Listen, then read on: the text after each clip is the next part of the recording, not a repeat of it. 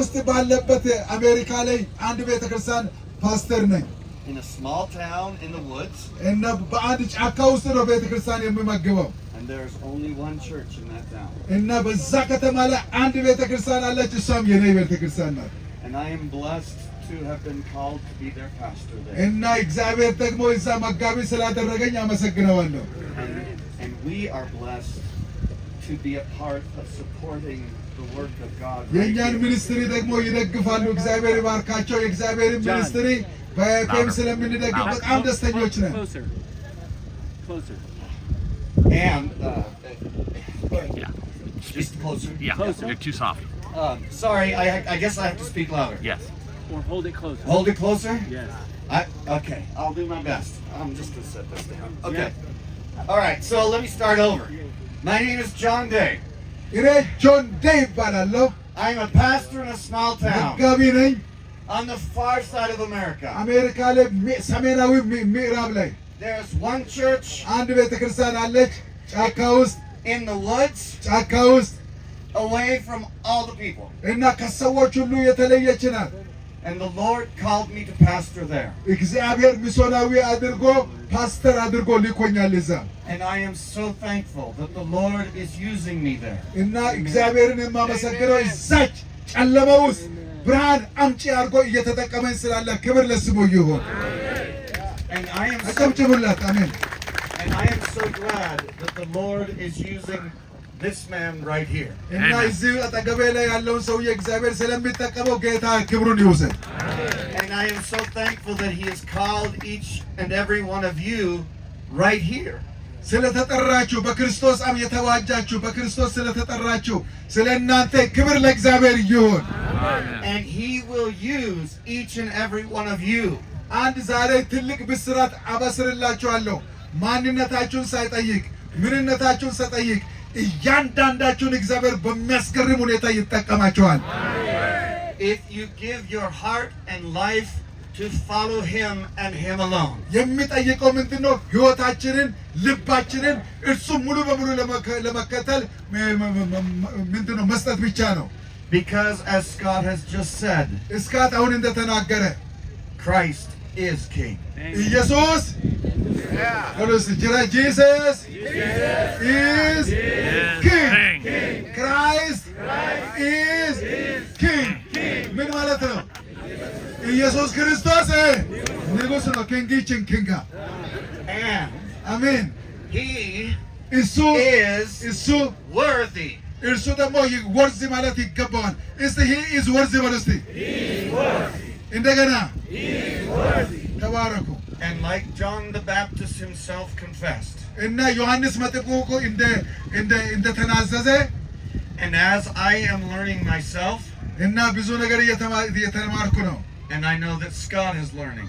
እና እስካት ፓስተሩ እየተማረ ነው። Jason is learning. እና ጄሰን እየተማረ ነው ዘምረው። Daniel is learning. ዳንኤል እየተማረ I ነው። know that we all are learning. ሁላችን ተማሪዎች ነን። That I must decrease. ምንድነው ትምህርቱ? እኔ ዝቅ ልል፣ እኔ ላንስ፣ እርሱ ግን ሊከብር ይገባዋል። But he must increase. እርሱ ግን ከፍ ከፍ ልል ይገባዋል። አሜን። አጨብጭቡለት። በእውነት ለሚገባው ክብር ለሚገባው ጌታ። Because Jesus is everything. ለምን መሰላችሁ? ኢየሱስ ሁሉ በሁሉ ነው። And so in light of that truth, በዚህ እውነት ነጸብራቅ I want to speak a word from the Word of God that is a little more somber. እና የእግዚአብሔር ቃል እና የእግዚአብሔር መንፈስ የተናገረኝን ቃል አነባለሁ፣ አካፍላችኋለሁ። It is one short verse at the very end of the letter of 1 John. በዮሐንስ አንደኛ ዮሐንስ ላይ አንድ አጭር ጥቅስ አለ፣ አጭር ጥቅስ። And it says this. እንዲህ ይላል፣ Little children, ትንሽ እናንተ ትንንሽ ልጆች keep yourself from idols. እና ከጣዖታት ራሳችሁን ጠብቁ ይላል። And that to me is a strange thing to say. እና ለእኔ እንደዚህ ብዬ ማለት በጣም ግራ የሚያጋባና እንግዳ ነው። Because I don't think that I serve idols.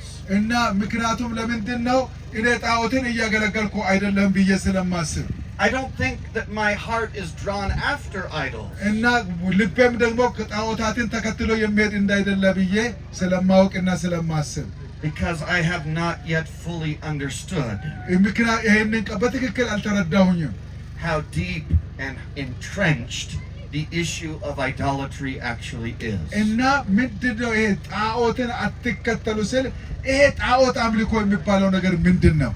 The letter of 1 John, have you all read it? አንደኛ ዮሐንስን ያላነበበ ያለ አይመስለኝም። እስቲ አንደኛ ዮሐንስን በሕይወት ዘመኑ ያነበበ እስቲ ያነበባችሁ እስቲ አንደኛ ዮሐንስ መልእክትን ዮሐንስ መልእክትን በሕይወታችሁ አንብባችሁ የምታውቁ እስቲ It says nothing about idolatry. ይሄ አንደኛ ዮሐንስ ስለ ጣዖት አምልኮ አይደለም የሚያወራው It's a letter all about faith and love. ስለዚህ ጣዖትን አታምልኩ የሚለው ነገር ምንድነው? አትውደዱ ከሚባለው ጋር የተያዘ ነው። About believing in Jesus በኢየሱስ እያመንን and about walking in love. በኢየሱስ ጌታን እየወደድን እየተከተልነው faith and love. ፍቅርና እምነት Like it says in 1 John 3:23. አንደኛ ዮሐንስ 3:23 ላይ እንዲህ ይላል And this is his commandment. የእርሱ ትእዛዝ እንዲህ ይላል That we believe in the name of his son Jesus Christ. በኢየሱስ ክርስቶስ ኢየሱስ ስም ለማመን And that we love one another. እርስ በርሳችን ደግሞ Just as he commanded us. እርሱ ደግሞ እንዳዘዘ There it is. እርስ በርሳችን እንድንዋደድ ይጠይቃል ጌታ What does that have to do with idolatry? ሳዳ ይሄ ደግሞ ከጣዖት አምልኮ ጋር ምን አገናኘው? There's no word there's no other place in that entire letter where he mentions the word idolatry or talks about idols at all. ስለ ጣዖታት የሚናገረው ነገር እኮ የለም። ለምን እዛ ቦታ ላይ ከጣዖታት ራሳችሁን ጠብቁ አለ? And yet he closes out that powerful letter እና ይሄንን ከባድ መልእክት እንዴት አድርጎ በዛ ዘጋ? with these simple words. በዚህ ቃል Little children, እናንተ ትንንሽ ልጆች my dear children in the faith and in the Lord. እናንተ ውድ ለእኔ ደግሞ ልጆቼ በክርስቶስ ኢየሱስ ልጆቼ Keep yourself from idols. ወገኖቼ እኔም ደግሞ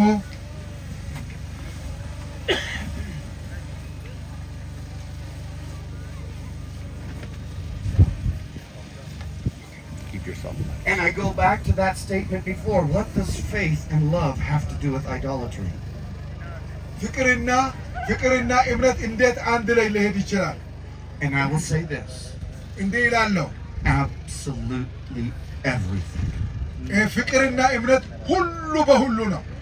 Because as we know from the scriptures, ከቃሉ እንደምናውቀው idolatry is not so much እና ጣዖት አምልኮ የሚባለው an external thing.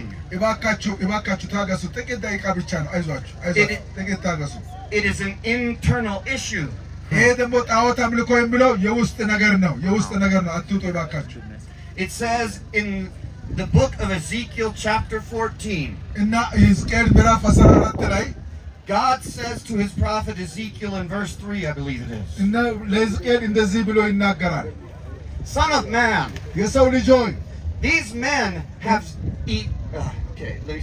These men have erected idols in their hearts. ሕዝቅኤል ለምን ይላል? እነዚህ ሰዎች በልባቸው ጣዖትን እኮ አብቅለዋል አቁመዋል ብሎ ይናገራል። And so we see how the issue of idolatry so fundamentally is from the word of God himself. እና ታውቃላችሁ የእግዚአብሔር ቃል እንደሚናገር ጣዖት የሚባለው ውጪ የተተከለ ሐውልት አይደለም፣ በውስጥ የሚበቅል ነገር ነው። It is an issue that is seated in. ይሄ ደግሞ እዚህ የተተከለ እዚህ ዘሩ እዚህ የተጸነሰ ነገር ግን መብቀል የጀመረ ማደግ የጀመረ ነገር ነው።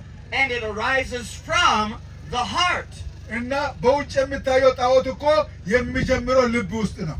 What I want most, ወገኖቼ what I love most, እኔ ደግሞ እኛ በጣም የምንወደው what I prize most, እኛ በጣም what I የምናወድሰው pursue most, እኛ በጣም የምንከተለው ነገር and what I think about Jesus. እኛ ኢየሱስ ክርስቶስን በማመልክበት በማስብበት Is he really Lord over all. እና ኢየሱስ በሁሉ ነገር ጌታ ሆኖ እያለ በእኛ ህይወት ግን ሌላ ራሱን ችሎ ጌታ የሆነ Is he really the only one? ወገኖቼ ኢየሱስ ክርስቶስ በትክክል ብቸኛ አምላክ ነው ወይ በልባችን? That I serve and that I love. እና እኔ የሚወደው ጌታ እሱ ብቻ ነው ወይ? And there are no contenders. እና ሌሎች ደግሞ የሚገዳደሩት የሉም ወይ በህይወታችን? In my life? ወገኔ በአንተ ህይወት ውስጥ ወገኔ በእኔ ህይወት ውስጥ በአንቺ ህይወት ውስጥ በአንተ ህይወት ውስጥ የሚገዳደሩት ጌታ አይደለም ብለው የሚጋፉ ነገሮች የሉም ወይ ወይስ አሉ? And that is where I realize that an idolatry is an issue for me. እና ምንድነው ከጣዖታት ራሳቸውን ጠብቆ ያለው ከኛ ማንነት ጋር አብሮ የተያዘ ነው። And it is an issue for every single one of you. እና ይሄ ደግሞ እያንዳንዳችሁን የሚመለከት ነው። Because it is an issue ምክንያቱም በጣም አደገኛና ከባድ ነገር ስለሆነ of your heart. ይሄ ደግሞ የልባችን ጉዳይ ነው። Of what you truly believe about Jesus. ስለ ኢየሱስ የምታምነው ነገር and what you truly love the most. እና ታውቃለህ አንተ የመጨረሻ የምትወደው ነገር ምንድነው? ጣዖትህ ነው ሳታውቀው። So that you serve and follow him only. ወገኖቼ እርሱን ብቻ አምልኩ፣ እርሱን ብቻ አገልግሉ። No other contenders. ሌሎች ተገዳዳሪዎች ባንተ ህይወት አይታዩ። No other rivals. ሌሎች ተነጻጻሪዎች ከኢየሱስ ጋር የሚገዳደሩ በህይወቴ አይገኙ፣ በህይወትሽ አይገኙ። Okay, let me say it. እንደዚህ ልበል። No other gods. ሌሎች አማልክት አይሁኑልህ ያለው ይሄ ነው። And as we know from the scriptures, ይሄ ደግሞ ከመጽሐፍ ቅዱስ የምናውቀው እውነት ነው። when we serve the one true God, አንድ እውነተኛ አምላክ ስናገለግል we must serve him alone. እና እሱን ብቻ እናገልግለው። In 1 John 5 verse 20, አንደኛ ዮሐንስ 5:20 ላይ it is the verse right before the one I'm centering on. እና እኔ አሁን ዋና ማዕከል አድርጌ ከምናገረው ቀደም ብሎ ያለ ጥቅስ ነው። It says, the Apostle John says that Jesus Christ is the true God and eternal life. እና ኢየሱስ ክርስቶስ እና ብቸኛ ህይወትና የዘላለም ህይወት ነው። And then he says, little children, keep yourself from idols. እናንተ ልጆች ከጣዖታት ራሳችሁን ጠብቁ ይላል። So what do you believe about Jesus? ስለ ኢየሱስ ያለ እምነት ምንድነው? Is he in fact in your heart and life? እና ወገኔ ኢየሱስ ክርስቶስ በልቤ ዋና ቦታ ላይ ዘውድ ጭኖ ነው ያለው ወይስ not a God? ሌላ ጣዖት ነው? ኤጋድ ማለት ምንድነው? ከብዙ አማልክት አንዱ ነው ወይስ ብቻውን አምላክ ነው? Not one option among many. እና ከብዙዎች አማልክት አንዱ ሳይሆን ብቻውን አምላክ ነው ወይ ባንተ ልብ ውስጥ? But the true God እውነተኛ and አምላክ eternal life. የእውነተኛ አምላክ የዘላለም ህይወት ሰጪ ነው። Him and him alone. እርሱና እርሱ ብቻ። አሜን። So the Apostle John was aware of idolatry when he wrote those words. እና ዮሐንስ ስለ ጣዖት ሲናገር there were idols of Greece and Rome when he wrote the New Testament. በርግጥ በዮሐንስ ዘመን በሮምና በግሪክ አገሮች ላይ ብዙ ጣዖታት ነበሩ። በርግጥ just like there were idols if you read your Old Testament. መጽሐፍ ቅዱስ ብሉይ ኪዳንን ስታነቡ ስለ ጣዖታት ያወራል። that the Hebrews were drawn after. እና ስለ በዕብራውያን ላይ ስለ ጣዖታት እናያለን። idols like Baal. እንደ ለምሳሌ እንደ በዓል ያሉ አማልክቶችን ጣዖታትን እናያለን። or the other gods of Canaan and Egypt and Babylon. እና በባቢሎን በግብጾች አገር ላይ እንደ እሽኮል ያሉ የመሳሰሉ አሉ። they all had their names. እያንዳንዳቸው ስም አላቸው። and they all tried to grab their place. እና እያንዳንዳቸው ስም ብቻ አይደለም የሆነ ቦታ መጥቶ መውረስ ነው የሚፈልጉት። and the hearts of the peoples of the nations በተለይ ደግሞ የሚወርሱት የሰዎችን ልብ ውስጥ ገብተው ነው የሚነግሱት። ክርስቶስና እግዚአብሔርን ከልብ የሚያወጡት were drawn after them. እና ሰዎች ምን ይሆናሉ? እነዚህ ባዕድ አማልክት ሲመጡ እግዚአብሔርን ከውስጣቸው አስወግደው እነዚህ ጣዖት በልባቸው ይነግሱና ሰዎች ከኋላቸው መከተል ይጀምራሉ። to love them and serve them.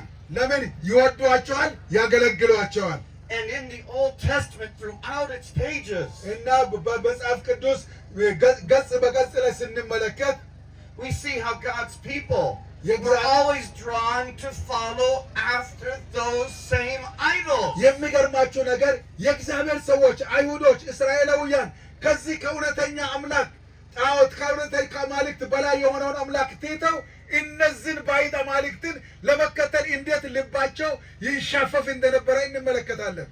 Why would they do that? ለምንድን ነው የሚያደርጉት? When God had said, I am the one and only God, and you must love and serve me alone. እግዚአብሔር እኔ ብቻዬን አምላክ ነኝ እኔ ብቻ አምልክ አገልግለኝ ነው ያለው። And then they kept following Baal. እና ግን የሚገርመው ነገር በዓልን ይከተላሉ። Because Baal was not the issue. በዓል ግን እኮ ዋናው ነገር አይደለም። የሚገርማችሁ The issue is right here. የሚገርማችሁ ነገር ውጪ የሚመለከው በዓል አይደለም። ጉዳዩ የት ነው? ልብ ውስጥ ነው።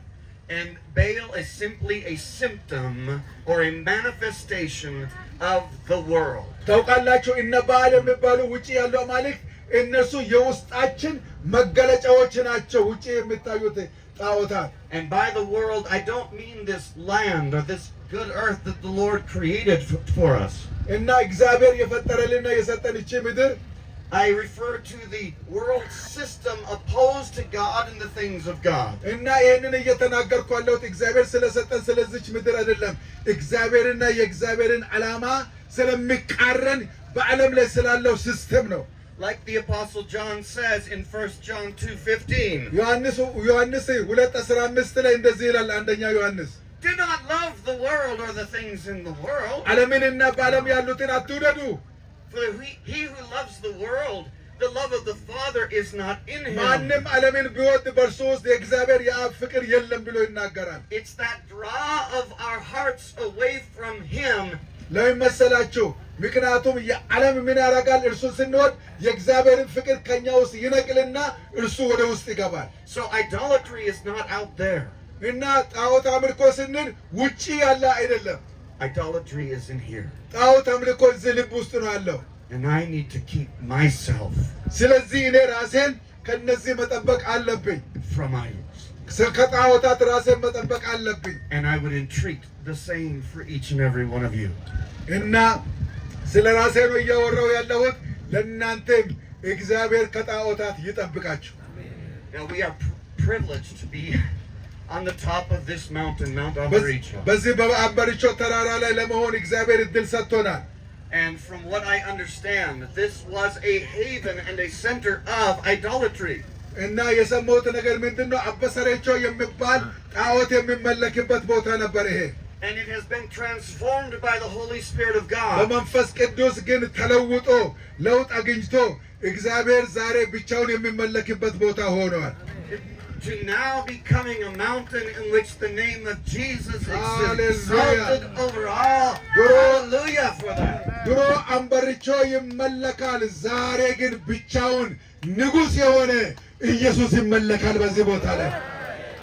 But that does not mean ያ ማለት that we no longer have to worry about idolatry.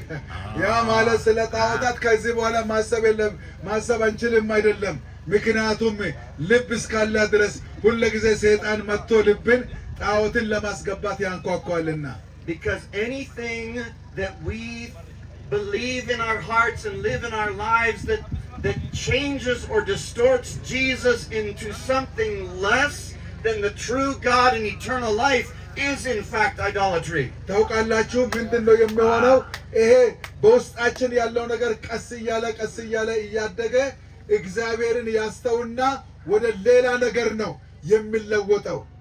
And anything that we love more or that we prize more or value more or pursue more than Jesus is also idolatry.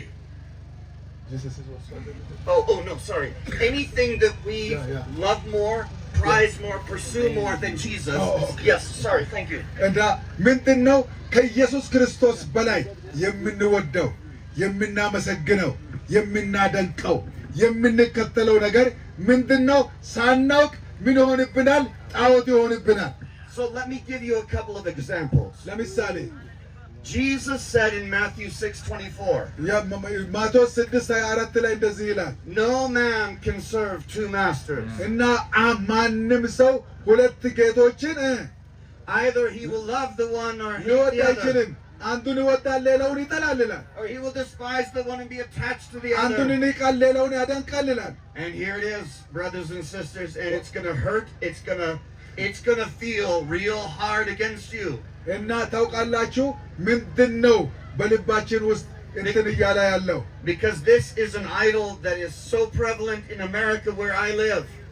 በደንብ ስሙ ወደዚህ ስሙ ይባካችሁ And I do እኔ not want, በሚኖርበት በአሜሪካ አገር ላይ የአሜሪካንን ሕዝብ ሊወሰደው ትልቅ ጣዖት ምንድነው ብትሉ ገንዘብ ነው and I do not want you to fall into the same idolatry that we do. ሕዝባችን በዚህ በገንዘብ ፍቅር ተታሎ የእግዚአብሔርን አምልኮትና ጌትነት ትቶ ወደ ገንዘብ አምልኮና ጌትነት ገብቷል ይሄ ደግሞ በኢየሱስም ለእናንተ አይሆንባችሁ Remember when Jesus said, you cannot serve two masters. ኢየሱስ ምን አለ ሁለት ጌቶችን ማገልገል አትችሉም ማምለክ አትችሉም ብሏል The conclusion of that verse in scripture is this. እና በዛ ጥቅስ መጨረሻው እንደዚህ ይላል You cannot serve God and money. ጌታ ደግሞ ምን አለ ገንዘብንና እግዚአብሔርን በአንድ ላይ ልታገለግሉ አትችሉም ማለት Or as the Apostle Paul declares in Colossians 3 verse 5, ዮሐንስ ቆላስይስ ምዕራፍ 3 ከቁጥር 5 ላይ እንደዚህ ይላል covetousness or greed, እና ራስ ወዳድነትና ምንድነው that inordinate desire to always get more. እና በተለይ ብዙ ላግኝ የምንላቸው ሁልጊዜ ልባችን የተራባ ነገር የማንጠግበው ነገር When that takes first place in your life, በሕይወቴ ላይ በቃ ሁልጊዜ የራሴ ነገር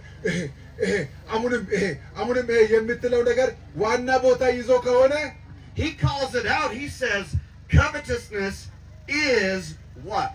ምኞት እና ምንድነው ይላል Covetousness is idolatry. እና ምንድነው ምኞት ራሱን የቻለ ጣዖት ነው ብሎ ይናገራል Because we have made money more than Jesus ምክንያቱም in our ከገንዘብ በላይ hearts ኢየሱስን and in our lives. በሕይወታችንና በአገልግሎታችን ከኢየሱስ በላይ ገንዘብን ስላደረግን Let me give you another example. ሌላው Jesus said, ኢየሱስ እንዲህ አለ Matthew 10:37, I think. ማቴዎስ 10:37 ላይ Whoever loves father or mother more than me. ከኔ በላይ አባት እናቱን የሚወድ And we're supposed to love our father and mother. አባትና እናት መውደድ ያገባናል But did you hear what Jesus says? ኢየሱስ ምን አለ Whoever loves father or mother more than me is not worthy of me. ከኔ በላይ አባት እናቱን የሚወድ ለኔ ሊሆን አይገባም አለ And he who loves son or daughter ልጅና ወንድና ሴት ልጁን ለይቶ አብልጦ የሚወድ ለኔ ሊሆን አይገባም አለ And we're supposed to love our children. They are precious gifts from the Lord. ልጆቻችንን መውደድ ይገባናል ምክንያቱም ውድ ጸጋ የተሰጡ ስጦታዎቻችን ናቸውና But he says, whoever loves son or daughter more than me is not worthy of me.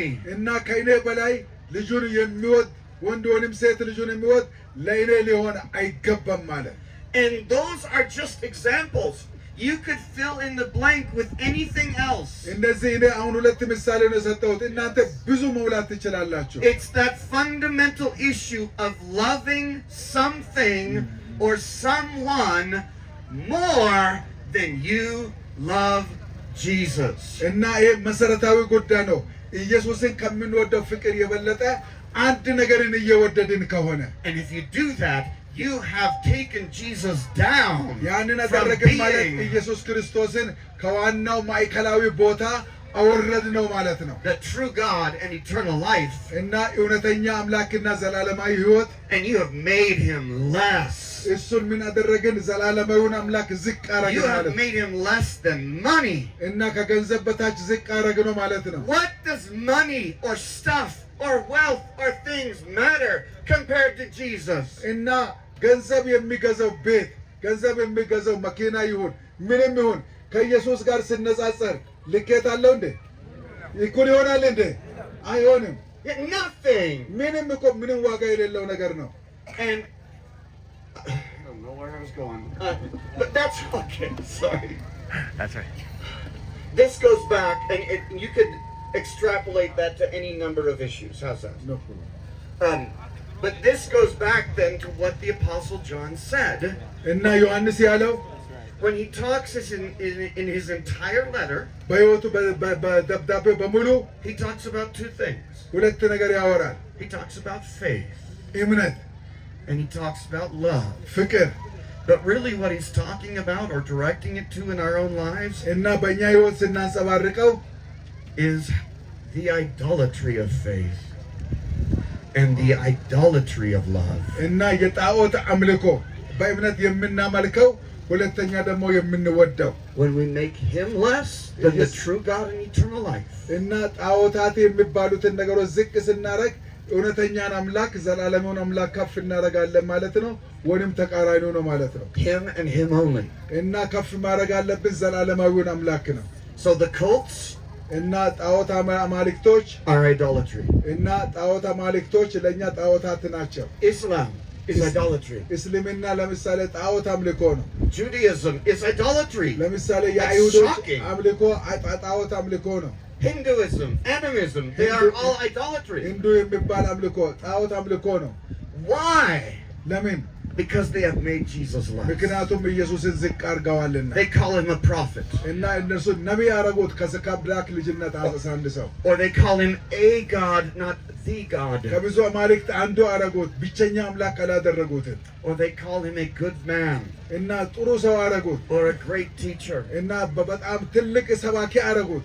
And Jesus is all that, but he is so ኢየሱስ እውነትም much ትልቅ አስተማሪ more. ነው፣ ግን ነገር ግን ከዛ በላይ ነው። He is absolutely everything. ኢየሱስ ከሁሉም በላይ ለዘላለም ጌታ ነው። And nothing else matters compared to Jesus.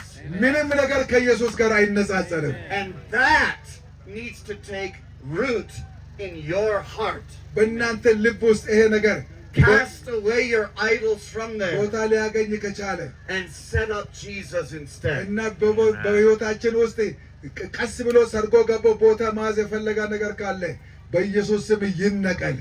ኢየሱስ ወደ እውነተኛው ቦታ ይመለስ። Him and him alone. እርሱና እርሱ ብቻ። And one of the things that really encouraged me about being here today, I was blown away. እና በተለይ ከእናንተ ጋር ሲሆን በቃ ከአእምሮዬ በላይ የሆነ ነገር አይቻለሁ። When I finally made my way up here a little bit late, እና እዚህ ትንሽ ሲመጣ ትንሽ ወደ ኋላ ቀርቻለሁ። I was just getting too distracted. There were so many friendly faces. እና የተለያዩ ሰዎች አሉ እዚህ። But when I arrived, what did I find? እና እዚህ በመጣው ጊዜ ምን አየሁ መሰላችሁ? ተንበርክከው የሚጸልዩ ሰዎች። I found thousands of my brothers and sisters በብዙ ሺዎች የምትቆጠሩ እዚህ ተንበርክካችሁ በጌታ ፊት ተደፍታችሁ ስትጸልዩ bowing in repentance, እና በኃጢአት በእግዚአብሔር ፊት ስትናዘዙ crying out to the Lord ወደ እግዚአብሔር ስትጮሁ to love and serve Him እርሱን ለማገልገል first and only. እግዚአብሔርን ለማውደድና ለማገልገል እና በጌታ ፊት ስትወጩ አይቼ በቃ ምንም አይምሮዬን ነው የሳትኩት ነኝ። You have blessed me. ተባርክ ያለው በመምጣቴ I want more of your faith and love. የእናንተ እምነት ለእኔ ይሁንልኝ። I want my country to know the work of the Holy Spirit that is going on right here. እግዚአብሔር የኔ ነገር እንደናንተ ሀገር አድርገው። ሰው ከአሜሪካ ወደ ኢትዮጵያ ነው፣ ከኢትዮጵያ ወደ አሜሪካ ነው መሄድ የሚፈልገው። እርሱ ደግሞ እግዚአብሔር አሜን፣ ክብር ለጌታ ይሁን፣ አሜን ይሁንልን። Hallelujah. ክብር ለጌታ ይሁን።